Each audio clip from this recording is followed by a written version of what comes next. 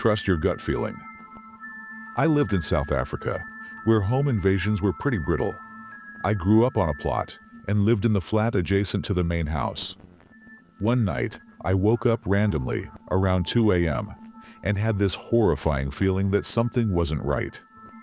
I opened my flat door to look outside and to see if anything was going on. The feeling didn't go away, so I decided to get dressed and do a walk around the garden. Before leaving my flat, something told me to peep through the door, and as I did, I saw some guy walking in the garden. I then phoned my sister who lived in the house, but no answer. I then phoned my stepmom, but no answer. After a while, my sister answered, which was really strange. I told my sister to wake the F up and walk around the house and make sure the doors and windows were closed, as there was someone in the garden. She kept trying to blow it off, and even said she'd unlock the house door so I could go inside the house. I told her that's a stupid idea, and I wasn't going outside, because I had nothing to protect myself with.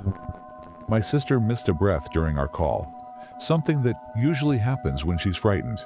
So out of instinct, I asked her if everything was all right.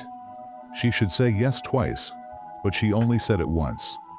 Turns out, a group of men had already made it in the house, and they had a gun to her head, telling her to convince me to leave my flat. A few seconds later, the automatic light outside my flat turned on. I then told my sister it's okay, and I was going to sleep. I then phoned the police and neighborhood watch, which took the longest 30 minutes of my life to show up. Once I saw the police lights outside, I made a 100-meter dash to the gate to open it up for them. I then talked them over what happened and that we should investigate the house. I walked around the perimeter with them until we found where the guys had entered. We entered the house, which was totally trashed, until we got to the main room where there was a blanket over the bed.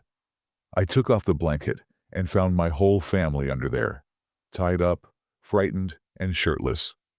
This included my 1-year-old niece. If it weren't for my instincts, they would not have hesitated to kill me, and probably do worse to my family. They already poisoned my dogs. Must have been a guardian angel or something looking over my shoulder that night.